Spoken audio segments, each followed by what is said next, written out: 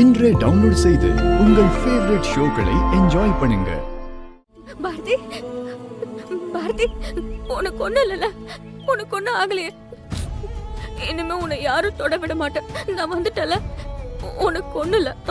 நம்ம வீட்டுக்கு போலாம். நீ இல்லாம நான் ரொம்ப கஷ்டப்பட்டேன் தெரியுமா? நீ இப்ப கிடைச்சிட்டல, இனிமே எனக்கு எந்த கவலையும் இல்ல. பாரதி மேல என்ன பாசம், என்ன பாசம்.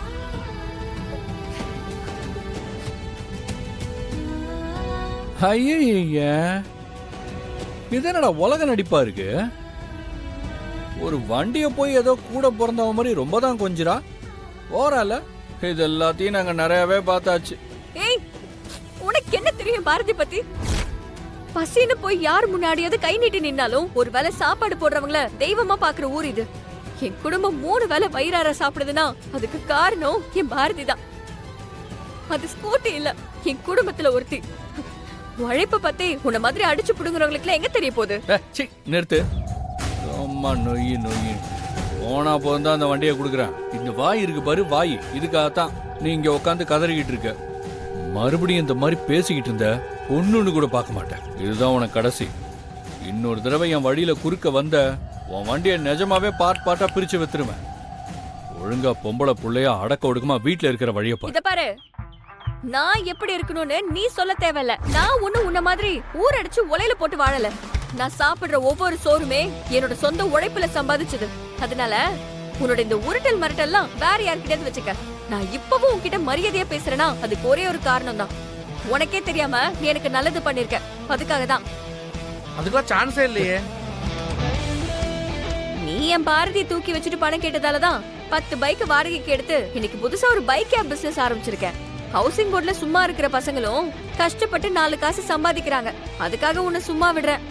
சப்போஸ் உழைச்சு சம்பாதிக்கணும்னு உனக்கும் ஏதாவது இருந்தா என் நம்பருக்கு கூப்பிடு. உனக்கும் ஏதாவது வேலை அரேஞ்ச் பண்ணி கொடுக்கறேன். இந்தா உனக்கு கொடுக்க வேண்டிய பணம். சித்ரா, அம்மா இங்க வா. அண்ணி, நம்ம சித்ராவா இவ? நல்லா வளர்ந்துட்டாளே. ஏமா, சித்ரா நல்லா படிக்கிறாளாமா? அவளுக்கு என்னன்னு கிளாஸ்லயே அவ தான் ஃபர்ஸ்ட் வரா.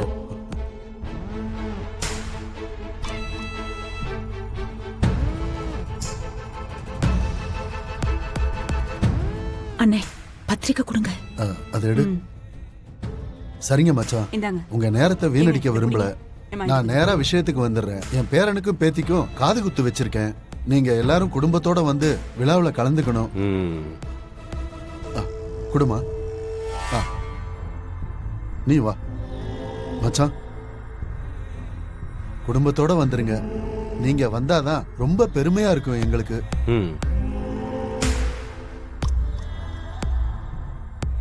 என்னால வர முடியுமான்னு தெரியல. கண்டிப்பா சுகுணாவையும் சித்ரா அனுப்பி வைக்கிறேன். அப்படியெல்லாம் சொல்லாதீங்க மச்சான். சுகுணா உங்களுக்கு கட்டி கொடுத்ததுல இருந்து தான் ஊர்ல எங்க குடும்பத்தோட மதிப்பும் மரியாதையும் ஜாஸ்தி ஆயிடுச்சு. மாயாண்டி பொண்ண பெரிய இடத்துல கட்டி கொடுத்துருக்காங்கடான்னு எல்லாரும் மூக்கு மேல விரல வச்சானுங்க. அதே மாதிரி என் வீட்டு ஃபங்க்ஷன்லயும் நீங்க வந்து நின்னீங்கனாலே போதும், எல்லாரும் அசந்து போயிடுவாங்க.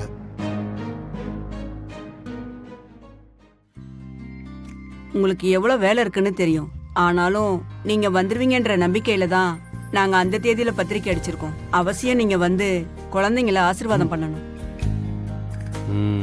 சரிம்மா சரிம்மா, கண்டிப்பா வந்து கலந்துக்கிறேன். ரொம்ப நன்றி மச்சான். அப்ப நாங்க போயிட்டு வரோம். என்னன்னு அதுக்குள்ள கிளம்பிட்டீங்க? உட்காருங்க, சாப்பிட்டு போலாம். இல்லம்மா, இன்னும் 2-3 பேருக்கு பத்திரிகை வைக்க வேண்டிய வேலை இருக்கு. ஃபங்க்ஷனை நல்லபடியா முடிச்சிட்டு சாவகாசமா மச்சானோட ஒரு நாள் உட்காந்து சாப்பிடுறோம். அதான் சொல்றாங்கல்ல, விடு, ஃபங்க்ஷன் வேலையை பார்க்கட்டும்.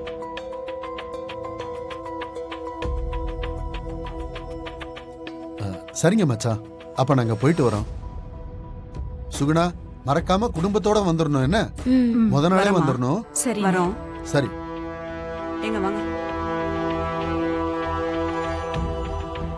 பாத்தீங்களா, எங்க குடும்பத்துல இருக்கிறவங்க உங்க மேல பாசமும் மரியாதையுமா இருக்காங்க. ஆனா நீங்க தான் அவங்க கிட்ட முகம் கொடுத்து பேச மாட்டேங்கிறீங்க. ஏய், ஆவாம இருக்கிற வேலைக்கு மத்தியில உன் குடும்பத்தாள்கிட்ட உட்காந்து வெட்டி கதை பேசதான் முக்கியம் பாரு. போடி, போய் வேலை பாரு. இது அந்த அக்கா நம்பர் ஆச்சே.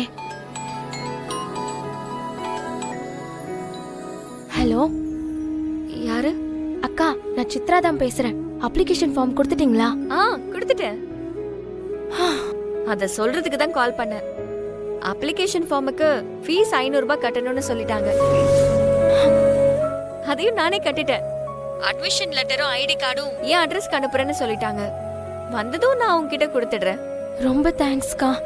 நீங்க செஞ்ச இந்த உதவிய லைஃப் லாங் மறக்கவே மாட்டேன். அப்புறம் அந்த 500 ருபீஸ எப்படியாவது உங்களுக்கு திருப்பி கொடுத்துடுறேன். ஐயோ, அதெல்லாம் ஒரு பிரச்சனையே இல்ல. நீ ஆசைப்பட்ட மாதிரி நல்லா படிச்சு பெரிய ஆளா ஆகணும். அதுதான் எனக்கு சந்தோஷம். உன் படிப்புக்கு தேவையான எந்த ஹெல்ப்னாலும் தயங்காம கேளு. நான் உனக்கு ஹெல்ப் பண்ண ரெடியா இருக்கேன். எனக்கு என்ன சொல்றதுனே தெரியலக்கா. எங்க வீட்ல யாரும் சொல்லாத வார்த்தையை நீங்க சொல்றீங்க. ரொம்ப சந்தோஷமா இருக்குக்கா. கண்டிப்பா நீங்க சொன்ன மாதிரி நல்லா படிச்சு பெரிய ஆள் ஆவங்கா. குட். இப்படிதான் கான்ஃபிடென்ட்டா இருக்கணும். எதுவா இருந்தாலும் என்கிட்ட சொல்லு. நான் வச்சிட்டுமா? சரிக்கா.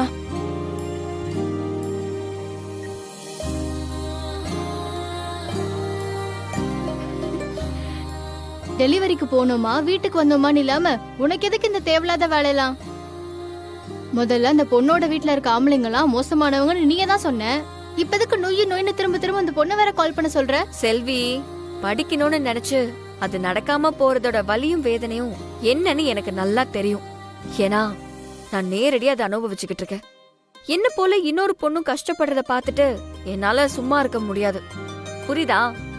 எனக்கு வேற இன்னொரு ஆர்டர் இருக்கு. நாங்க வேற சீக்கிரமா போய் ஆகணும். வா போலாம். சரிம்மா, போலாம் வா. போலாம் வா. எல்லாம் என் அப்பாவால தான். அவருக்கு நான் எப்பவும் அவர் கூடவே இருக்கணும். அவருக்கு நான் இத பத்தி பேசினாலே ஒரே வார்த்தையில அப்ராட் ஜாப் வேண்டாம், இங்கே ஏதாவது பாருன்னு சொல்லிட்டாரு. சார், இந்தாங்க சார். தேங்க்யூ. அவர் சொல்றது கரெக்ட் தானே பேபி? ஒன்னு அங்க அனுப்பிச்சிட்டு அவர் மட்டும் இங்க தனியா என்ன பண்ண போறாரு? அவருக்காக கொஞ்ச நாள் இங்கே இருக்கலாம்ல. பட் அப்ராட்ல ஒர்க் பண்ணணுங்கிறது தான் என்னோட சைல்ட்ஹுட் ட்ரீம். அதை எப்படி விட முடியும்? உன்னை யாரும் அந்த ட்ரீமை விட சொல்லலையே. கண்டிப்பா மேரேஜுக்கு அப்புறம் அப்ராட்ல தானே செட்டில் ஆக போறோம். அது வரைக்கும் உங்க அப்பா கூட இருந்தா அவர் சந்தோஷப்படுவார்ல. அதுலதான் பிரச்சனையே. எனக்கு கல்யாணம் பண்ணி வைக்கிறதுக்காக அப்பா மாப்பிள்ளை தேடிட்டு இருக்காரு. நான் சீரியஸா கேக்குறேன். நம்ம விஷயத்த உங்க அப்பா கிட்ட சொல்லிட்டல்ல?